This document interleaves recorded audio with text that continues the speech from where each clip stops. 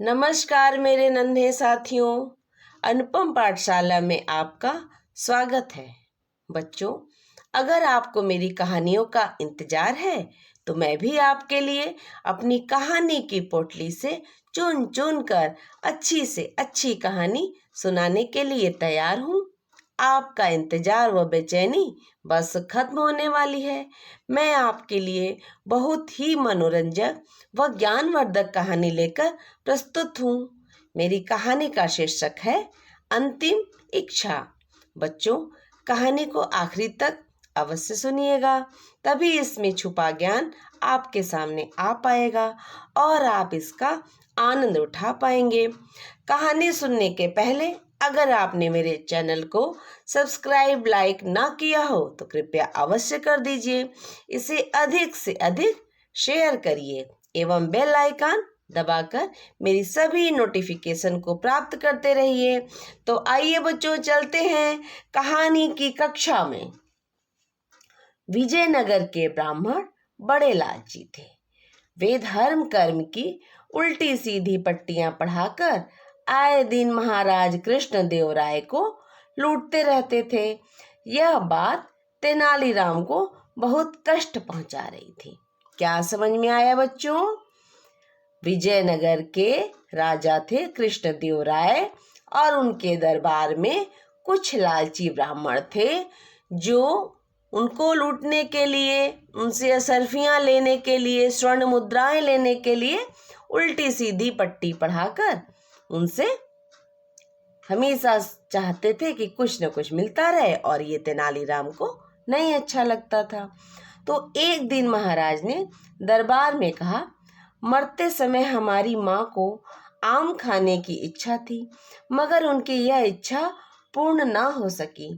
क्या ऐसा कुछ हो सकता है कि मेरी माँ की आत्मा को शांति मिले?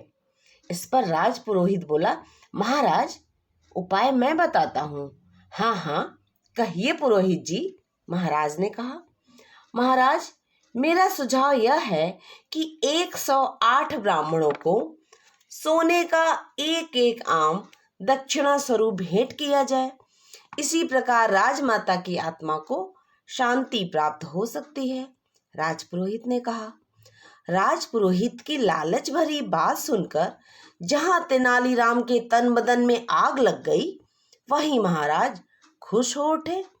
उन्होंने तुरंत सोने के 108 आम देने की घोषणा कर दी। कहा, ठीक है, अगर मेरी माँ की आत्मा को शांति मिले तो मैं सोने के 108 आम दे देता हूँ। यह सुनकर तेनालीराम ने मन ही मन में सोचा, इन ब्राह्मणों का कोई इलाज करना ही पड़ेगा, किंतु अभी उन्हें कोई युक्ति नहीं सूझ रही थी, इसलिए वे मन मसोस कर रह गए। कुछ दिन बाद उन्हें एक अवसर प्राप्त हो गया। तेनालीराम की माँ की मृत्यु हो गई। उन्होंने विधिवत उनका अंतिम संस्कार किया और 13वीं के लिए 108 ब्राह्मणों को राजपुरोहित सहित अपने निवास पर आमंत्रित किया। समझे बच्चे? तेनालीराम की माँ की मृत्यु हो गई तो उन्होंने 13वीं के दिन 108 ब्राह्मणों को बुलाया अपने घर पर। अब देखिए क्या होता है। 13वीं के सभी कार्य संपन्न हो गए। ब्राह्मणों ने खूब डट कर दावत उड़ाई, खूब खाया। फिर तेनालीराम ने सभी ब्राह्मणों को एक अलग कक्ष में बैठाया और नौकरों को कुछ इशारा कर दिया। इशारा पाते ही नौकर दहकती हुई सलाखें लेकर उपस्थित हो गए। तब तेनालीराम ने कहा, इन सभी को गरम सलाखों से घुटनों पर दागा जाए। यह सुनते ही सभी ब्राह्मणों में चीख पुकार मच गई।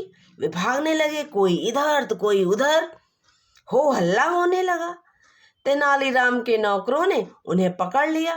फिर एक एक करके सभी के घुटनों में सलाखें दागी गईं। सलाखें समझ रहे हो बच्चों? लोहे की गर्म छड़। यह बात महाराज तक भी पहुंच गई।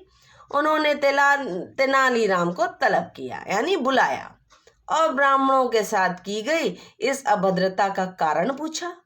तब तेनालीराम ने कहा, महाराज, बात यह है कि मेरी माँ के पैर के जोड़ों में दर्द रहता था। उन्होंने एक वैद्य को बुलाया था और उस वैद्य ने कहा था कि उनके घुटने में अगर लोहे की गर्म सलाखों से दागा जाए तो उनका रोग जाता रहेगा, वरना 7 जन्म भी पीछा नहीं छोड़ेगा। यह उपचार पूर्ण होने से पहले ही माँ की मृत्यु हो गई। तब मैंने यह रास्ता अपनाया। जब ब्राह्मणों को सोने के आम दान में देने से राजमाता की अंतिम इच्छा पूर्ण हो सकती है, तो क्या इस प्रकार मेरी माँ का रोग दूर नहीं हो सकता? तेनालीराम की बात सुनकर महाराज हंस पड़े, जबकि राजपुरोहित सहित सभी ब्राह्मणों के सिर शर्म से झुक गए। देखा बच्चों, तेनालीराम ने कैसा मजा चखाया उन लालची ब्राह्मणों को। इस तरह तेनालीराम एक एक को अच्छी सबक सिखाते थे। तो बच्चों, आपको आज की कहानी कैसी लगी ये आप हमें कमेंट बॉक्स में जरूर लिखकर बताइएगा। हम आपसे मिलते हैं अगले वीडियो में। तब तक के लिए धन्यवाद। नमस्कार।